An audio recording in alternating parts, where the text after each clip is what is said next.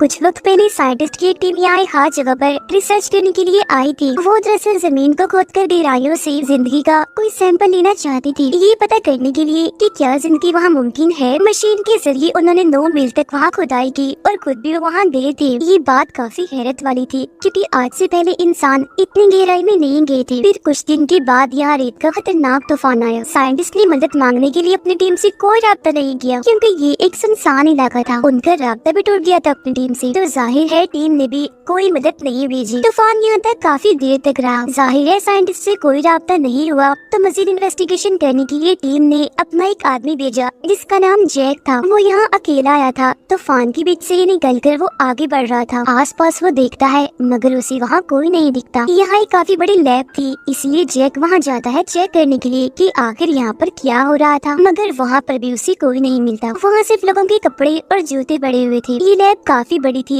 इसे देखने से साफ लग रहा था कि इस प्रोजेक्ट पर टीम ने काफी पैसा लगाया है। हर जैक आगे बढ़ता है और एक कमरे में जा पहुँचता है। वहाँ उसे फोन और रेडियो दिखते हैं, मगर उनकी हालत ऐसी थी जैसे काफी वक्त से किसी ने इस्तेमाल नहीं किया। जैक को काफी अजीब लगता है, इसीलिए वो जगह को और चेक करने के लिए आगे बढ़ता है। वो अब एक फ्रीजर रूम में जाता है जहाँ चीजों को ठंडा और ठीक रखने के लिए रखा जाता है। यहाँ पर गोश्त भी था और बिजली भी, मगर साइड में एक आदमी की लाश भी पड़ी थी जिसे हम देख लेते हैं मगर जैक नहीं देख पाता। वो जब सारे कमरों को चेक कर रहा था तो अचानक उसे अजीब सी आवाजें सुनाई देने लगती हैं। वो जल्दी से गन हाथ में लेता है और चेक करने जाता है। उसे पता चलता है कि आवाजें सबसे आखिर वाले दरवाजे से आ रही है जो सामने ही था, जिसकी आगे कुर्सी रखी हुई थी। उसे अब शक होने लगा था, मगर फिर जैसी कुर्सी अपने आप ही हटती है तो सामने तेज आंधी थी। शायद इसी वजह से कुर्सी रखी गई थी। ये सोचकर वो दोबारा से दरवाजे को बंद कर देता है। वो काफी परेशान दिख रहा था क्योंकि 25 लोग यहाँ पर काम करने आए थे, मगर उनमें से एक भी यहाँ नहीं था। फिर उसे एक अजीब सा दरवाजा दिखता है जिस पर उसे शक होने लगता है। वो जैसे अंदर जाता है उसे काफी अजीबोगरीब चीजें दिखाई देने लगती है। दीवार पर खून से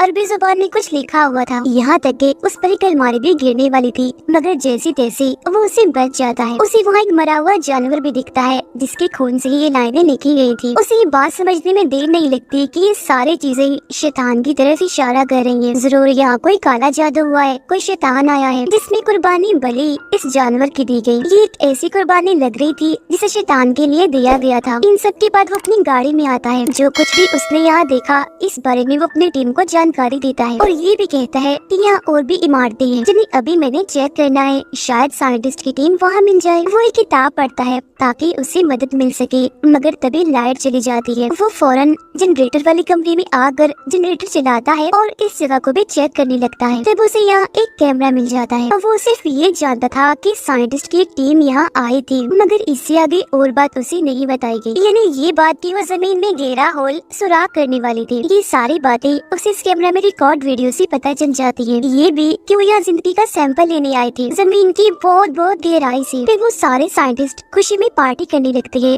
जिसका मतलब साफ था कि वो अपने इस मकसद में कामयाब हो गए हैं। उन्हें सैंपल मिल गया है, मगर आगे क्या हुआ ये उसे पता नहीं चल पाता। जो भी था, मगर यहाँ कोई गड़बड़ जरूर थी जिसका शक जैक को भी हो रहा था। फिर जैसे जैक अपनी गाड़ी में सोने लगता है तो उसी गाड़ी की खिड़की पर काफी सारे इंसानी हाथ दिखते हैं, जिन्हें देखकर एकदम वो काफी घबरा जाता है। मगर बहुत जल्द उसे एहसास हो गया था कि ये मेरा बस वहम था, क्योंकि हाथ वहाँ से गायब थी। लेकिन क्योंकि उसे अभी भी अजीब लग रहा था तो वो लैब के कमरे में सोने के लिए चला जाता है। अगली सुबह जब वो उठता है तो तूफान थम चुका था, सब शांत हो गया था। वो सोचने लगता है कि मौसम साफ है तो अब मैं आसानी से साइंटिस्ट को ढूंढ लूंगा। इसीलिए वो अपनी गाड़ी लेता है और वो सारी इमारतें चेक करने के लिए चला जाता है। जिस दौरान उसे एक अलग ही कमरा नजर आता है। अंदर जाने पर उसे कोई मिलता तो नहीं, मगर वहाँ ताज़ा कॉफी बनी पड़ी थी, जिसका मतलब था कि यहाँ कोई रह रहा है। उसे शक होने लगता है, इसीलिए वो फौरन अपनी गाड़ी की तरफ आता है। अभी वो अपनी टीम को इस बारे में बताने ही वाला था कि तभी वो देखता है कि इसी तरफ एक लड़की भागती हुई आ रही है। वो भी जैक को देख लेती है, मगर कुछ नहीं कहती और अंदर जाने लगती है। जैक उसे शक भरी निगाहों से देख रहा था और उसके पीछे पीछे जाने लगता है, क्योंकि वो पूछना चाहता था कि यहाँ पर असल में क्या हुआ।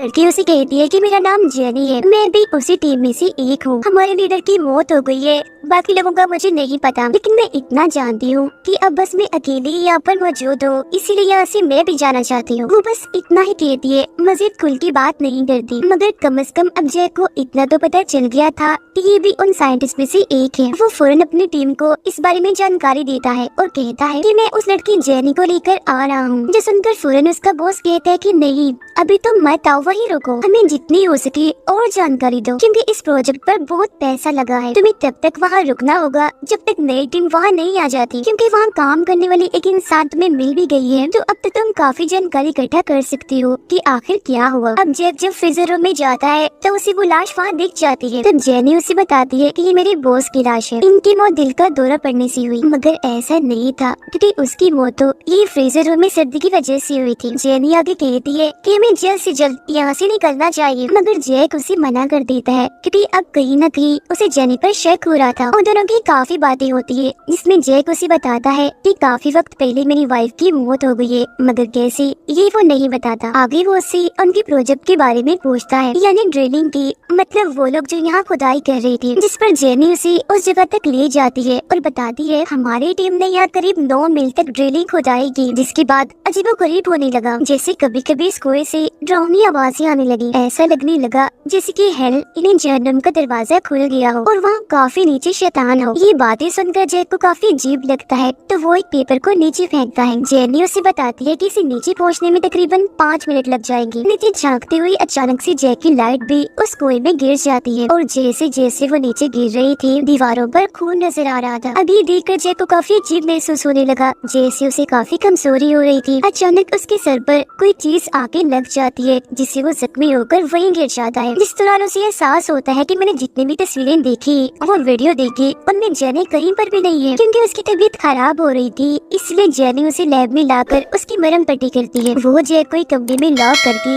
यहाँ से भागने की कोशिश करती है। जैसे वो जैक की गाड़ी के पास पहुँचती है तो उसे पता चलता है कि चाबियां तो मेरे पास है ही नहीं। उधर जैक जिस कमरे में था, अचानक उसकी छत से खून टपकने लगता है और फिर देखते ही देखते वहाँ हर तरफ खून की बारिश होने लगती है, यहाँ तक कि चीजें भी खून उगलने लगती है। ये सारी सूरत हाल देखकर वो काफी घबरा जाता है। वो वहाँ से बाहर निकलने की कोशिश करता है, मगर दरवाजा तो लॉक था। अब जेनी भी वापस आ गई थी चाबियां लेने, तो वो जैक के लिए दरवाजा खोल देती है। अब हैरत ये थी कि जो कौन जैक को दिख रहा था एकदम वो गायब हो गया था। कमरा तो बिल्कुल साफ था। इस बारे में वो जेनी को बताने की कोशिश तो करता है, मगर वो सिर्फ ये कह देती है कि ये बस तुम्हारे दिमाग का वहम है, तुम थोड़ा आराम कर लो। फिर कुछ देर आराम करने के बाद जैक जब उठता है तो अपनी टीम से राब्ता करता है। टीम से उसे पता चलता है कि जो साइंटिस्ट वहाँ आए थे उनमें जेनी का नाम नहीं है, जिसका मतलब साफ है कि वो टीम का हिस्सा नहीं है। ये बात सुनकर जैक को और शक होने लगता है कि जेनी तो क्या इस मिशन पर कोई भी औरत नहीं भेजी थी। इसीलिए वो लैब में आकर हर जगह उसे ढूंढने लगता है, मगर वो उसे कहीं भी नहीं मिलती। बाहर जब वो आता है तो दूर उसे ट्रैक्टर दिखता है, जिसके आसपास परिंदों का एक झुंड था और ये झुंड तब से था जब से जैक यहाँ आया था। जैसे वो ट्रैक्टर के पास जाता है तो पीछे से जेनी भी आ जाती है। जैक उसे बताता है कि मैंने अपनी टीम से राब्ता किया है, उन्होंने मुझे बताया कि हमारे पास जेनी का कोई रिकॉर्ड नहीं है। तो बताओ तुम कौन हो? आखिर तुम क्यों नहीं बताती कि तुम कौन हो, तुम्हारी क्या पहचान है, तुम यहाँ क्या कर रही हो, तुम्हारा मकसद क्या है? इसके जवाब में जेनी कहती है कि हाँ, ये बात बिल्कुल सच है कि इस मिशन पर किसी भी औरत को नहीं भेजा गया, मगर जो यहाँ का लीडर था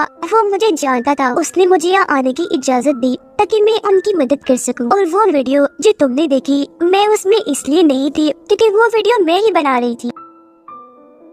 अब सबूत के तौर पर जेनी उसे वो वाली वीडियो दिखाती है जिसमें वो मौजूद थी, मगर क्योंकि अभी तक जेनी ने कुछ भी खुलकर नहीं बताया, इसलिए जैक को अभी भी उस पर यकीन नहीं था। उसके ज़हन में अभी भी ये सवाल था कि बाकी लोगों के साथ क्या हुआ और वो कहाँ चले गए, सिर्फ जेनी जिंदा कैसी है। अब जेनी उसे एक ऑडियो भी सुनाती है जिसकी आवाज जैसे तेज की जाती है, ऐसा लग रहा था जैसे इंसानों की चीखें हो और ये उसी कुएं में से आ रही थी। जेनी कहती है कि आगे इससे भी खतरनाक चीजें होने वाली है, इसलिए हमें जल्द से जल्द यहाँ से निकलना होगा, क्योंकि उन साइंटिस्ट के साथ भी ऐसा ही हुआ था। पहले उन्हें ऐसी आवाजें सुनाई दी जाने लगी और बाद में अजीब चीजें दिखने भी लगी। कुछ का कहना तो ये था कि हमें अपने मरे हुए लोग भी दिख रहे हैं। अब जैक ये सारी बातें सुन तो रहा था, मगर हंस देता है, क्योंकि ऐसी बातों पर यकीन करना जाहिर है काफी मुश्किल था।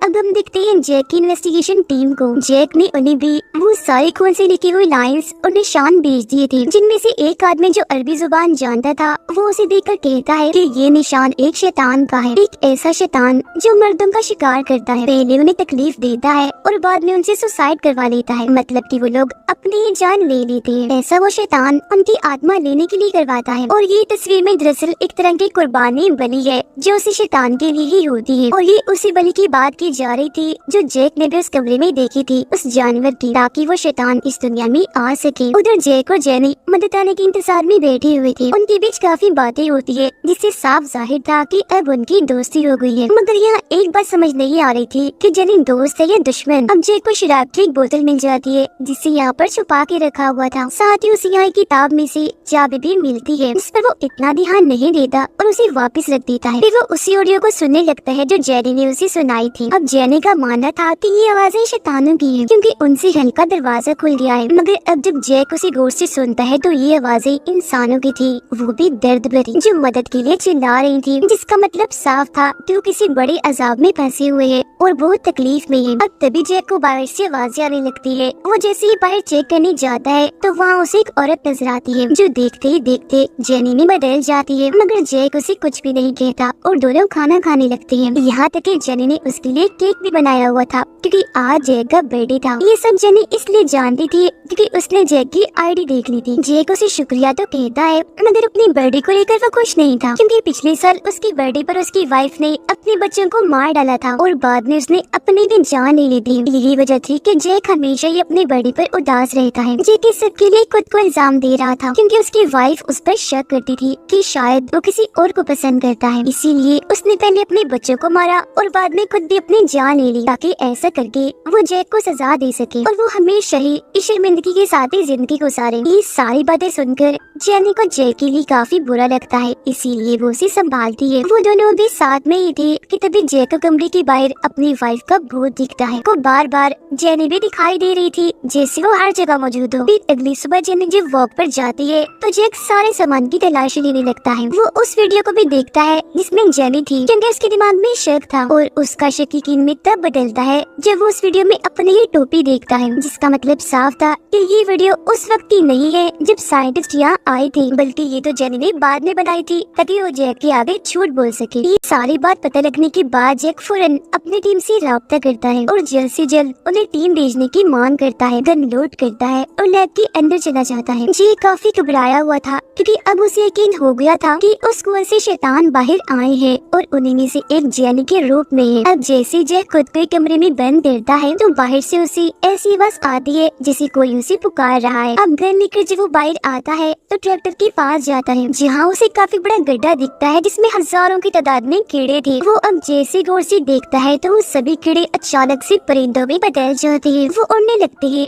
जिस वजह से जैक बौखला जाता है और अब वो भी उस गड्ढे में गिर जाता है जिसमें उसे इंसानी कंकाल ढांचा दिखता है। घबराया तो वो पहले हुआ था मगर अब तो वो बेहद डर जाता है। वो जैसे तैसे गड्ढे से बाहर आकर लैब में चला जाता है और अपने कमरे में आकर कपड़ों समेत ही नहाने लगता है। वो फौरन दवाइयाँ लेने जाता है ताकि जेनी की मरहम पट्टी कर सके, मगर जब वो वापस आता है तो ये देखकर काफी हैरान रह जाता है कि जेनी यहाँ नहीं है। वो जब उसे हर जगह ढूंढ रहा था तो तभी पीछे से जेनी आकर उसी रोड से जैक पर हमला कर देती है। तब उससे बचती बचाती जैक खुद को एक कमरे में बंद कर लेता है। वो जैसे दरवाजे की सुराख से बाहर देखता है तो जेनी उसे एक शैतान के रूप में नजर आती है। उसकी लाल बड़ी बड़ी आंखें थी, चेहरा एकदम भयानक और दांत भी किसी शैतान जैसी। अब जैक उस कमरे में था जहाँ उसे किताब में से चाबी मिली थी, तो वो उस चाबी को लेता है और वहाँ पर एक लॉकर खोलता है जिसमें से उसे एक और कैमरा मिल जाता है। उसे चेक करने पर एक वीडियो थी जिसे उन साइंटिस्ट के लीडर ने रिकॉर्ड किया था। वो बता रहा था कि जेनी कोई इंसान नहीं है